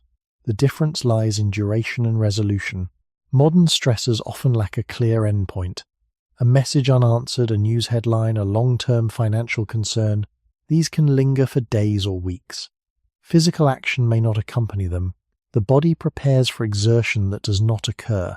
Over time, repeated or prolonged activation without full recovery can alter baseline regulation. This does not imply that modern life is inherently damaging. The nervous system is adaptable. Short-term stress can enhance focus and performance. However, when activation becomes chronic and recovery insufficient, the balance between sympathetic arousal and parasympathetic restoration may shift. Sleep, appetite, and immune function can all be influenced by sustained stress signaling. From an evolutionary perspective, the stress response was calibrated for environments where threats were concrete and episodic. The safety provided by modern infrastructure reduces many immediate dangers: predation, starvation, exposure to extreme weather. Yet the brain, shaped in unpredictable settings, continues to scan for risk. In environments saturated with information and social evaluation, it may interpret ambiguity as threat. The body cannot easily distinguish between a physical predator and a prolonged abstract concern. Ease, therefore, does not eliminate stress. It transforms its character. Physical danger recedes while psychological pressure expands. The nervous system, still organized around rapid mobilization and recovery, must navigate a landscape where mobilization is frequent but recovery is fragmented.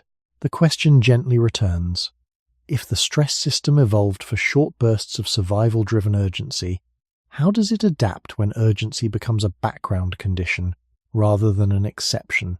In early human life, stress rarely existed without context.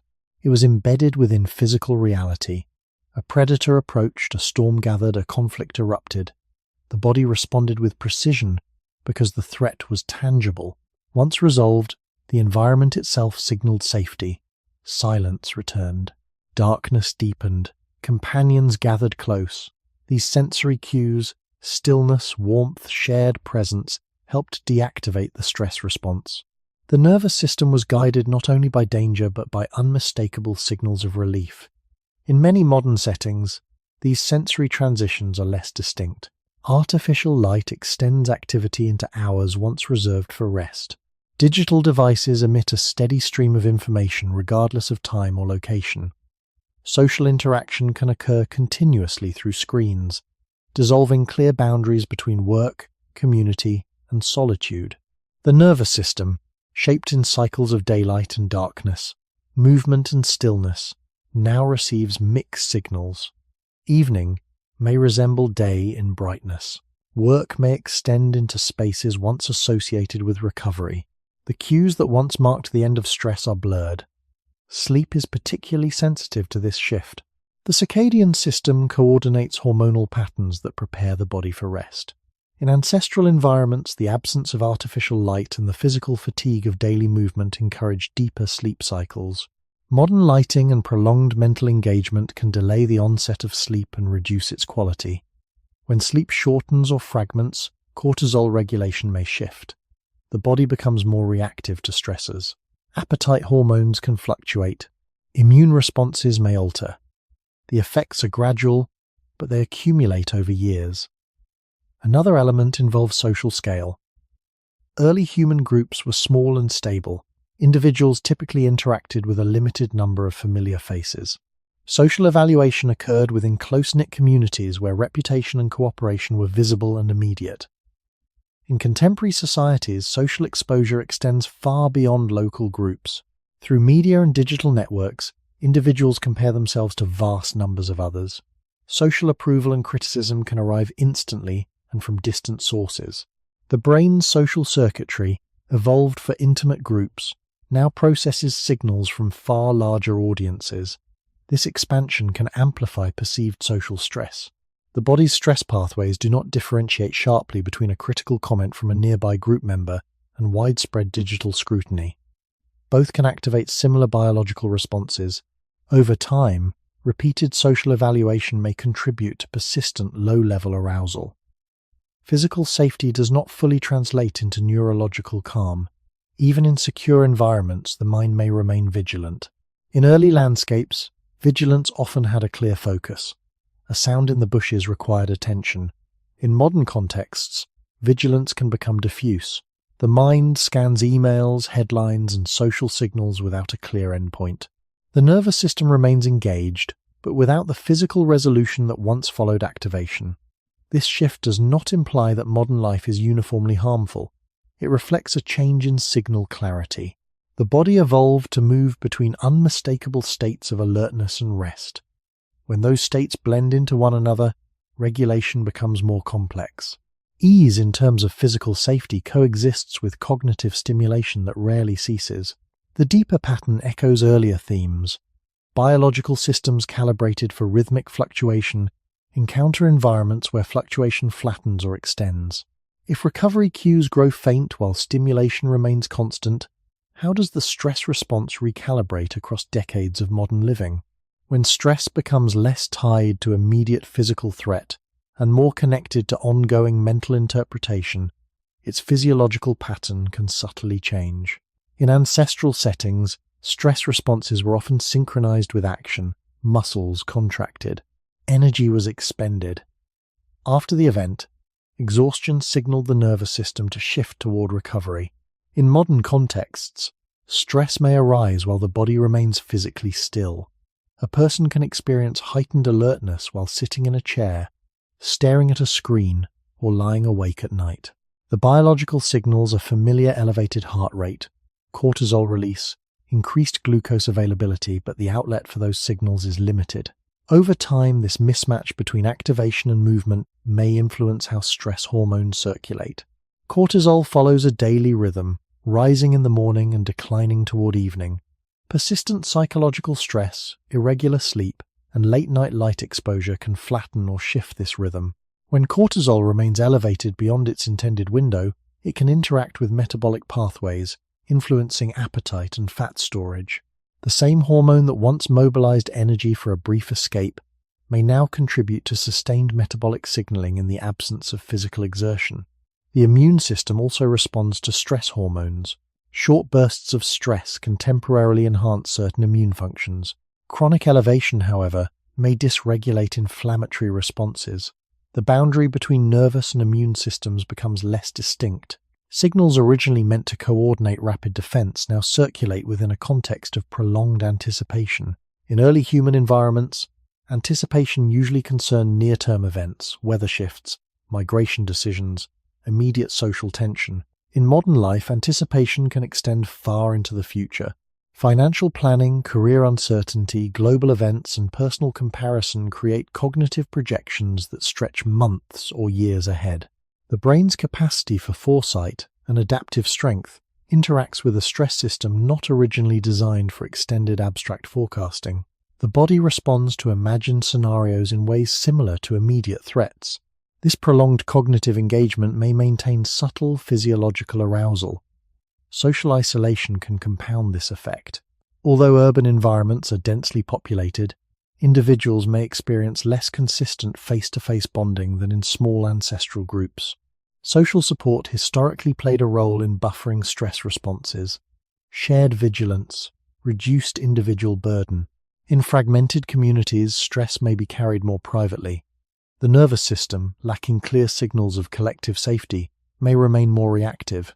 None of these processes imply inevitability of illness. The stress system is flexible and capable of adaptation. Many individuals thrive in modern environments. The concern lies in cumulative exposure. Decades of altered sleep patterns, sustained psychological vigilance, limited physical resolution of stress, and fluctuating social support may gradually shape baseline regulation. The body does not collapse under ease, it recalibrates within it. The recalibration reflects ancient circuitry navigating a novel environment. When physical safety improves but mental stimulation intensifies, the stress response may operate in patterns unfamiliar to its evolutionary origins. The question remains open and quiet. If the human nervous system evolved for cycles of visible danger and clear recovery, what equilibrium does it seek in a world where danger is abstract and recovery cues are often muted? For most of human history, reaching old age was uncertain. Many individuals died from infection, injury, childbirth complications, or environmental hardship long before the later decades of life. Those who survived into older age were often the exception rather than the norm. The human body, as it evolved across hundreds of thousands of years, was primarily shaped by pressures that influenced survival and reproduction in early and middle adulthood. To understand why humans get sick when life gets easier, we must consider what happens when lifespan extends far beyond the conditions that originally defined biological success. Natural selection favors traits that enhance the likelihood of passing genes to the next generation. Traits that exert their strongest effects after reproductive years are subject to weaker selective pressure.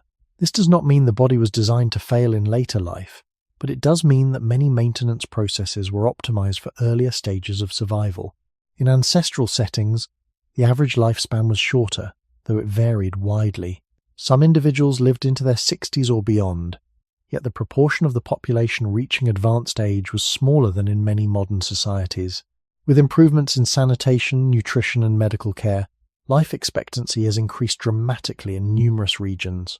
More individuals now live into their 70s, 80s, and beyond. The body's repair systems, DNA repair, protein turnover, immune surveillance continue to operate throughout life. yet they were calibrated within a context where long-term exposure to constant abundance, sedentary behavior, and persistent psychological stress did not exist at scale. As decades accumulate, small imbalances can compound. Metabolic shifts that might have been tolerable for a shorter lifespan become more consequential over extended years. Low-grade inflammation that once resolved quickly may linger. Vascular systems experience prolonged exposure to elevated blood glucose or blood pressure. Joints bear the weight of reduced muscle support. The extension of lifespan does not automatically create disease. It reveals the long-term consequences of environmental conditions interacting with biological design. Another factor involves cellular aging. Cells replicate and repair themselves continually, but replication is not infinite. Telomeres, protective caps at the ends of chromosomes, gradually shorten with repeated cell division. Oxidative stress and inflammation can accelerate certain aspects of cellular wear. In ancestral environments, individuals may not have lived long enough for some of these processes to dominate health outcomes. In modern contexts, extended lifespan allows age-related changes to emerge more prominently.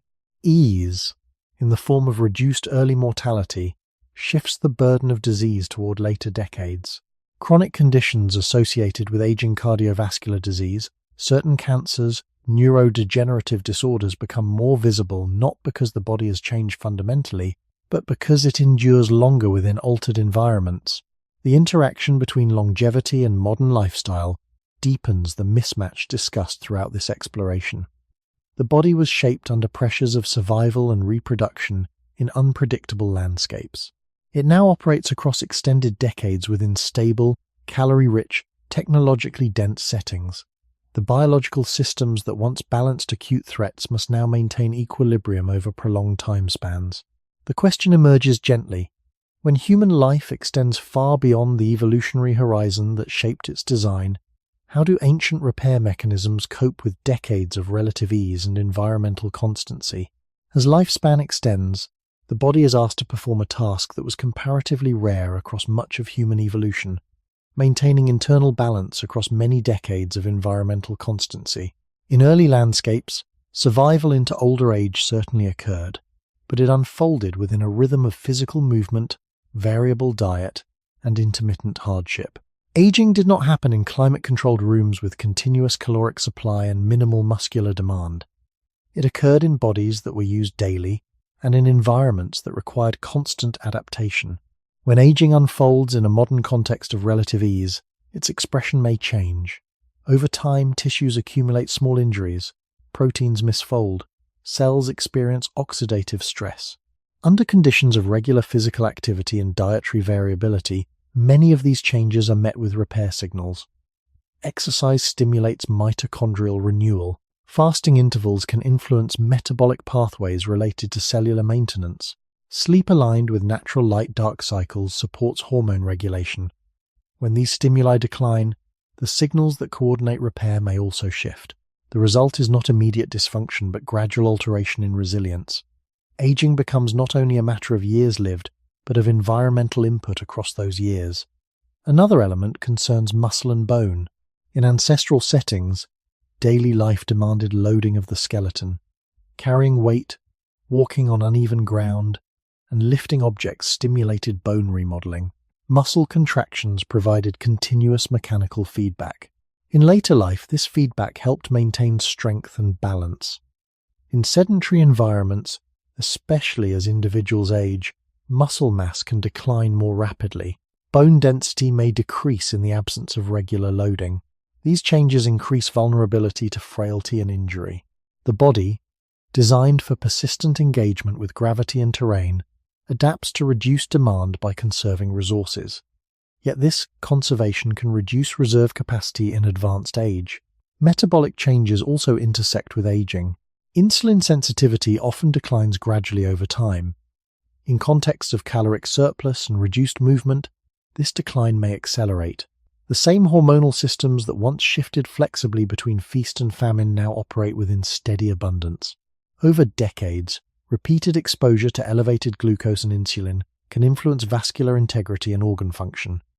Again, this is not a sudden breakdown but a slow accumulation of small shifts. The immune system, discussed earlier, also changes with age. Some components become less responsive, while background inflammatory signals may increase. This age-related modulation reflects both intrinsic cellular aging and cumulative environmental exposure. In earlier human contexts, older individuals often continued to move, gather, and contribute socially within their groups. Physical engagement did not end abruptly at a certain age. In modern life, retirement from physical labor and increased sedentary behavior can further reduce stimuli that once supported resilience. Longevity itself becomes a new environmental condition. The body, still structured by ancient design, must maintain equilibrium across unprecedented spans of time under relatively stable and often comfortable conditions. Ease reduces certain immediate dangers but lengthens exposure to subtle imbalances. The deeper pattern reappears. Systems shaped in fluctuating environments are now asked to sustain balance across prolonged uniformity. If aging unfolds within a world that differs fundamentally from the one in which human biology was formed, how does that difference shape the way health and disease emerge across the later decades of life? As longevity increases across populations, aging becomes not only a biological process but a social and environmental condition. Entire communities now include large proportions of individuals living into advanced age. This demographic shift alters daily structure, healthcare systems, and intergenerational dynamics. In earlier human groups, elders often remained embedded within physically active routines, contributing knowledge, childcare, and light labor according to capacity. Their movement patterns changed with age, yet rarely ceased entirely. In contrast, many modern societies separate older adults from physically demanding tasks and, at times, from sustained social engagement. The body, shaped by lifelong participation in shared survival, may experience aging differently when activity and social integration diminish simultaneously. Over decades of relative ease, cumulative exposure to environmental constancy becomes visible. Continuous access to calorie-dense food, reduced mechanical loading of bones and muscles, and prolonged psychological stress interact with the intrinsic processes of cellular aging. Telomere shortening, mitochondrial decline, and altered protein regulation unfold gradually in all humans. Yet the pace and expression of these changes are influenced by environmental signals. Physical activity can stimulate mitochondrial biogenesis. Social connection can buffer stress responses. Nutritional patterns affect metabolic regulation. When ease reduces some of these stimuli, the trajectory of aging may subtly shift. It is important to note that aging itself is not a disease. It is a natural biological progression shaped by evolutionary priorities that emphasized early survival and reproduction. However, the extension of lifespan means that age-related conditions, cardiovascular disease, metabolic disorders, neurodegenerative changes occupy a larger portion of life. In ancestral contexts, fewer individuals lived long enough for these conditions to dominate population health patterns. Modern medicine allows survival through acute illness, revealing the longer arc of chronic change. Another dimension involves repair capacity. The body constantly balances damage and renewal. Cells accumulate molecular errors, but repair enzymes correct many of them. Over time, repair efficiency may decline. In environments of sustained metabolic surplus and reduced physical challenge, oxidative stress and inflammatory signaling may increase modestly, adding to the burden on repair systems. This does not imply inevitability, rather, it reflects interaction between intrinsic aging mechanisms and external conditions. The human body was not designed for a specific expiration date, yet it was calibrated in a world where fewer decades were typical. Longevity in modern societies is an extraordinary achievement. It represents improved survival, sanitation, and healthcare. At the same time, it introduces a prolonged phase during which ancient biological systems must maintain stability in a novel context. Ease reduces early mortality and physical hardship, but it extends exposure to environmental patterns that differ from those under which the body evolved. The essential pattern remains consistent with earlier themes. When life becomes safer and longer, disease does not disappear. It reorganizes. The aging body becomes a mirror reflecting both evolutionary inheritance and modern environment. The question that lingers quietly is this: as humans live longer than ever before within conditions of sustained comfort, How will ancient repair systems continue to negotiate the balance between endurance and decline across the extended arc of life? When we widen the lens from individual biology to population structure, another quiet transformation appears. Human groups today are organized very differently from those that shaped most of our evolutionary history. For hundreds of thousands of years, humans lived in relatively small bands composed of multiple generations. Children grew up surrounded not only by parents but by grandparents, siblings, and unrelated adults. Knowledge moved orally. Daily survival tasks were shared. Illness, injury, and aging unfolded within tight social networks.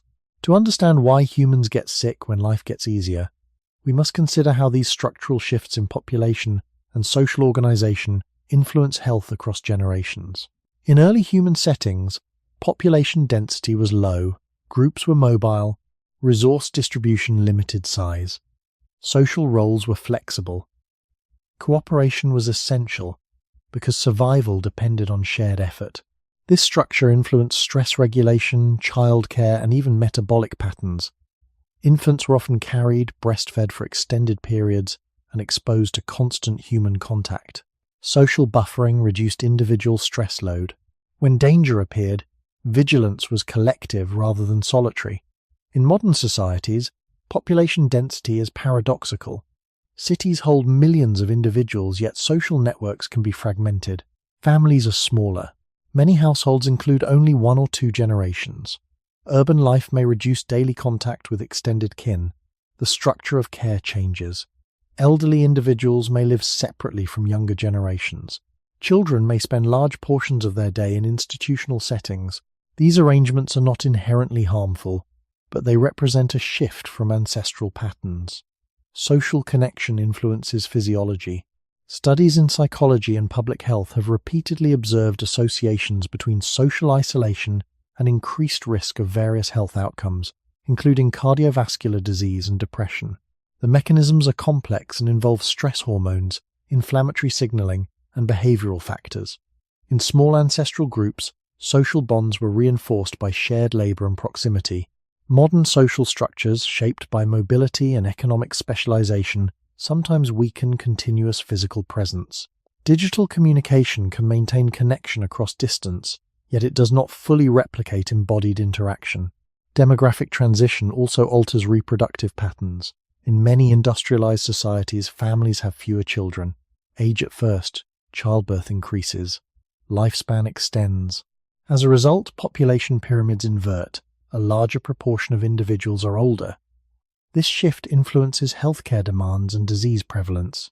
Chronic illnesses associated with aging become more common not solely because bodies fail, but because more bodies survive into later decades. Ease in terms of child survival and life expectancy reshapes the health profile of entire societies. Another generational layer involves early life exposure. In small, mobile groups, infants were immersed in varied environments from birth, soil, animals, fluctuating temperatures, constant touch.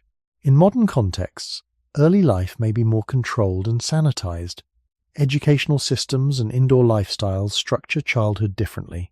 These differences may influence immune calibration, stress resilience, and metabolic development in subtle ways that unfold across decades. When population structure shifts, biological systems do not change instantly. They continue to operate according to ancient principles within new social arrangements. Extended lifespan, smaller families, urban concentration, and institutionalized care create a landscape unfamiliar to our evolutionary past. Health patterns reflect this landscape. The body, still shaped by small group living and shared survival, navigates societies built around specialization and scale. The question that begins to form is not whether modern social organization is superior or inferior, but how ancient physiological systems respond when the structure of human community changes so profoundly across only a few generations. As population structures shift, the flow of experience across generations changes as well. In small ancestral groups, knowledge about food, healing practices, seasonal patterns, and social norms was transmitted through daily observation and participation. Children watched adults gather, cook, repair tools, and care for the elderly. Learning was embodied and continuous. The environment itself acted as a teacher, shaping habits from early childhood. In modern societies, education often moves into formal institutions separated from daily subsistence. Children spend many hours indoors, guided by abstract curricula. This shift has brought literacy, scientific understanding, and technological skill, yet it also reduces direct contact with the ecological rhythms that once structured development. From a biological perspective, early childhood is a sensitive period. Metabolic pathways, stress responses, and immune regulation are particularly plastic. Nutrition, sleep patterns, physical activity, and social attachment during these years influence long-term trajectories. In ancestral settings, children were typically physically active throughout the day. Play occurred outdoors. Movement patterns varied naturally, running, climbing, balancing. Food intake reflected seasonal availability and group sharing. In contrast, modern childhood may involve prolonged sitting, structured schedules, and exposure to highly processed foods. These patterns do not guarantee illness, but they represent environmental inputs different from those that shaped early human development. Another dimension involves generational continuity of lifestyle. In mobile bands, adults and elders modeled the same survival skills they practiced in youth. Movement remained integrated into life across decades. In industrial and post-industrial contexts, work and leisure patterns may change dramatically between generations. Technological advances alter occupations rapidly. A grandparent's daily routine may bear little resemblance to that of a grandchild. This discontinuity can influence shared habits around diet, activity, and sleep. Cultural transmission continues, yet it unfolds within an environment where technological change outpaces generational memory. Demographic aging further alters intergenerational balance. In many countries, a smaller working-age population supports a growing elderly population. Healthcare systems adapt to manage chronic conditions over longer spans. Family structures shift to accommodate caregiving roles. Ease in the form of medical advancement extends life, yet it also increases the duration of dependency for some individuals. The physiological consequences of prolonged sedentary care, institutional living, or reduced autonomy may intersect with aging processes discussed earlier. Urbanization intensifies these trends. In densely populated cities, green space and natural terrain may be limited. Access to varied outdoor environments becomes uneven across socioeconomic lines. Children and older adults alike may spend large portions of their day indoors. The body, evolved for interaction with varied landscapes, adjusts to built environments characterized by flat surfaces and artificial lighting. Across generations, these patterns accumulate. The concept of normal childhood, adulthood, and old age shifts within a few decades. Biological systems shaped across millennia must interpret this rapid transformation. The continuity that once existed between environment, daily activity, and generational learning becomes fragmented. Ease, in the form of structured institutions and technological convenience, reorganizes how experience flows from one generation to the next. The underlying question continues to echo softly.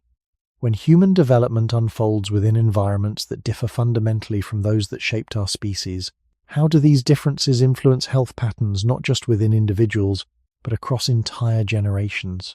When we observe entire populations across decades, patterns begin to emerge that are difficult to see at the level of a single individual. Health is not only a matter of personal behavior or isolated biology, it is shaped by the structure of societies and the timing of generational change.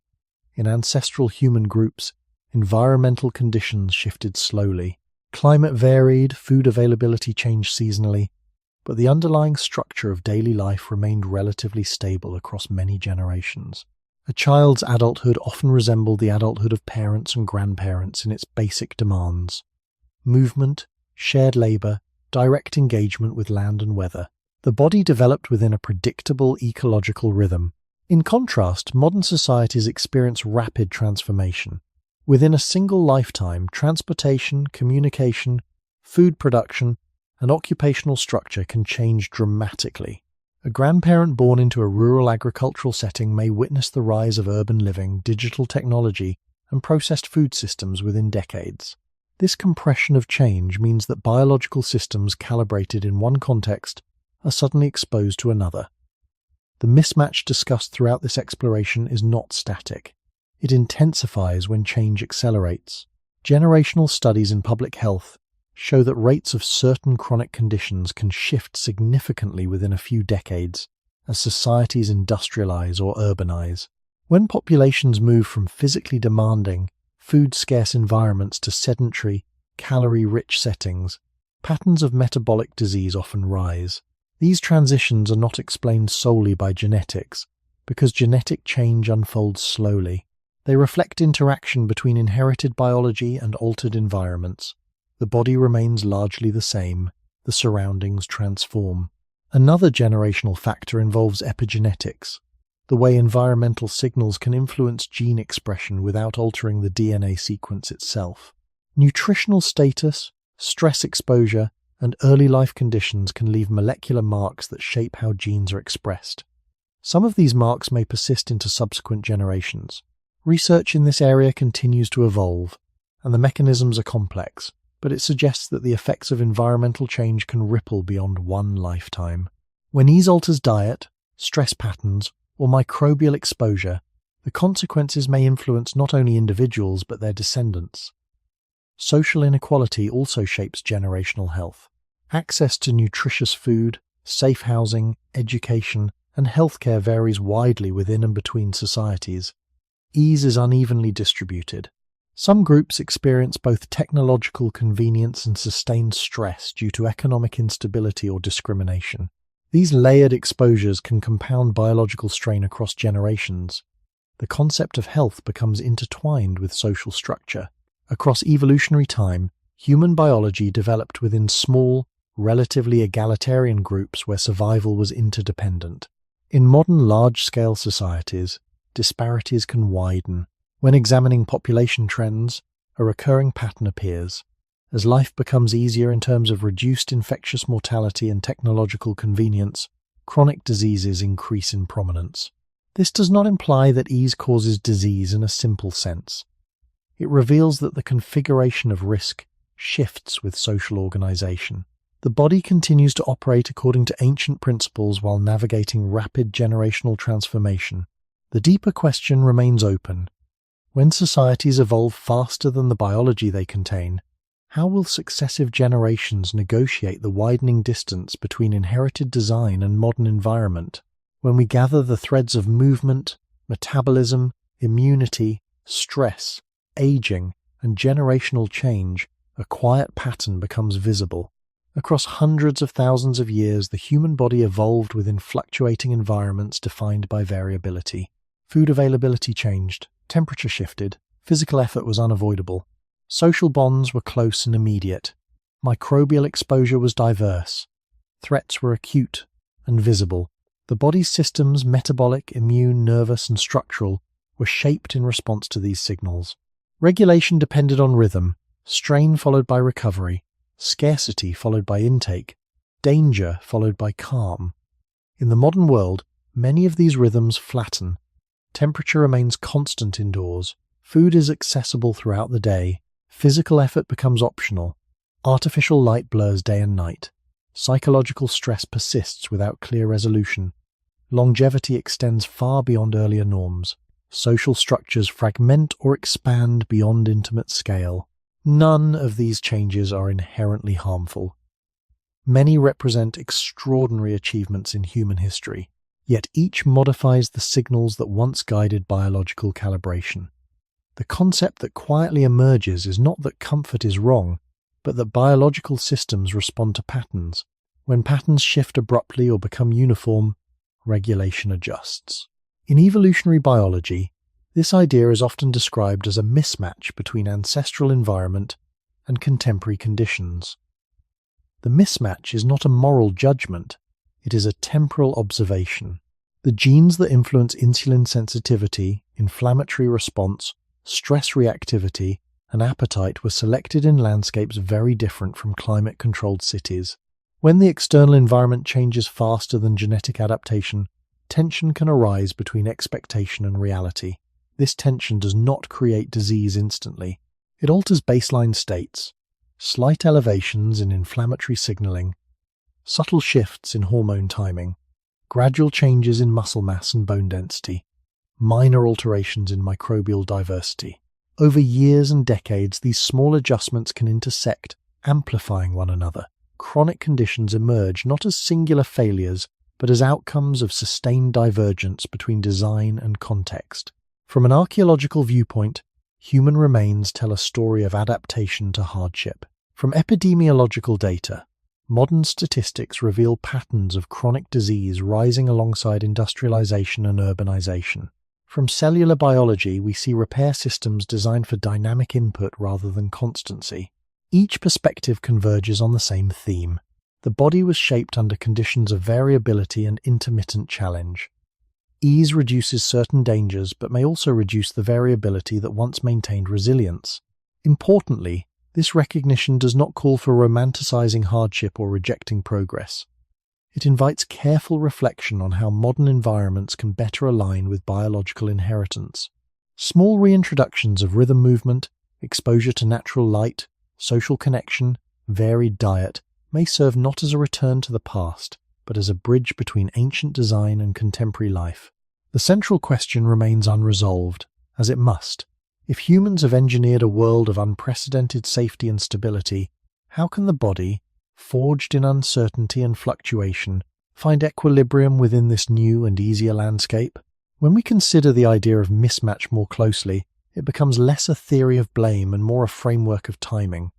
The human body is not defective. It is deeply competent within the context that shaped it.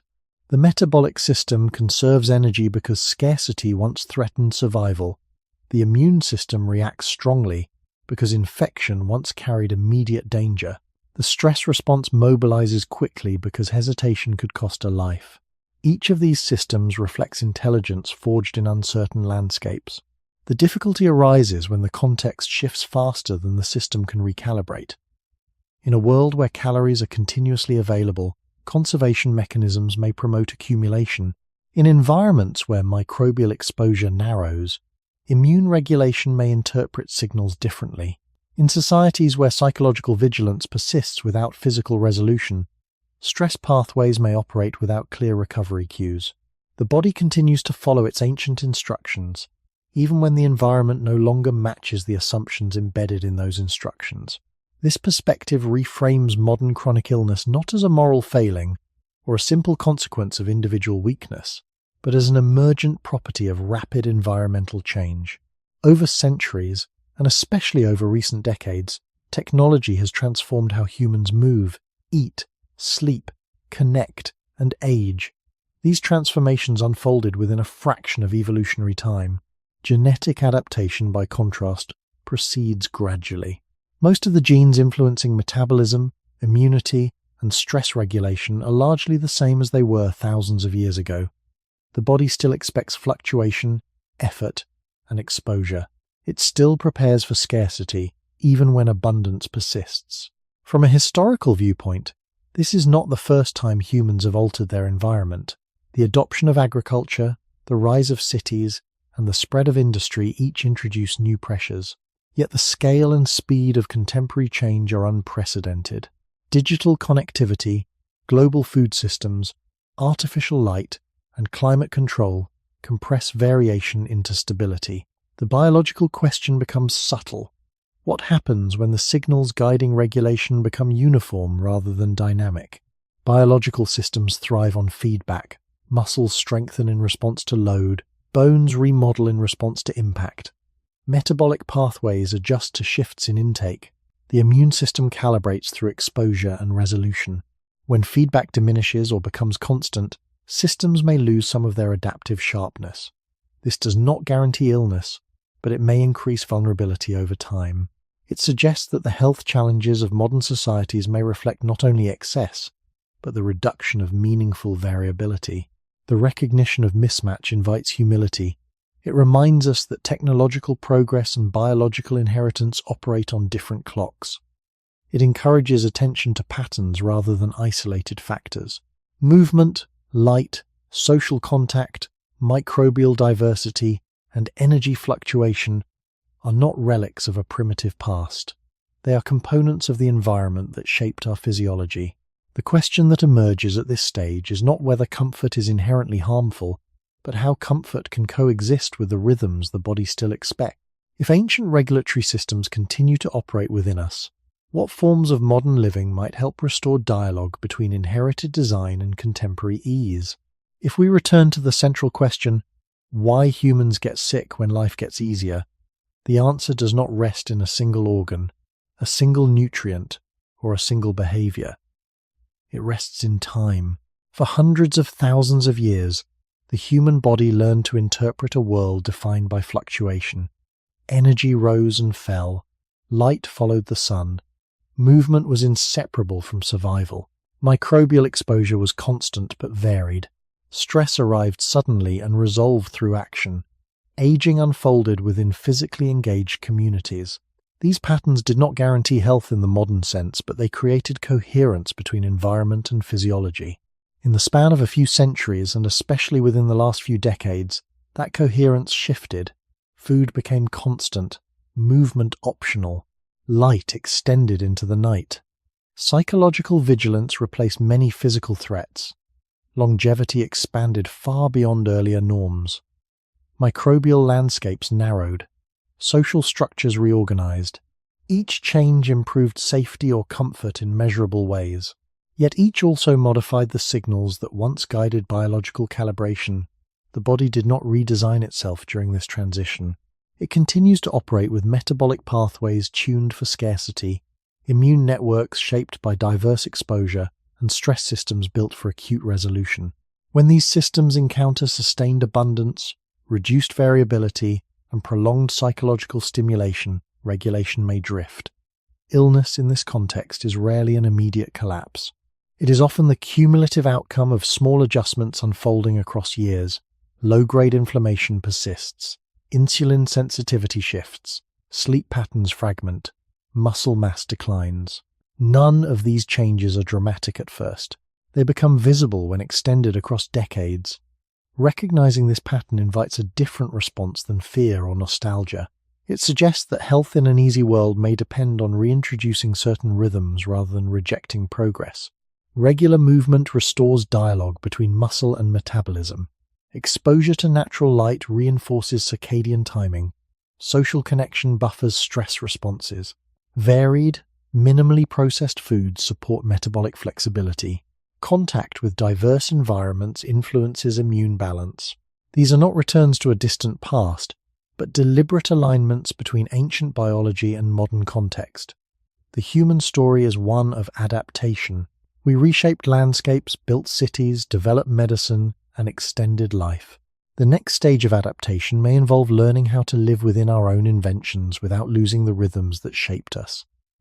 The body does not demand hardship for its own sake. It responds to pattern, variation, and engagement. As we rest tonight in climate-controlled rooms, under artificial light, with food stored nearby, the deeper question lingers quietly beneath the comfort. In a world we have made safer and easier than ever before, how can we help an ancient body remember the rhythms it was built to follow?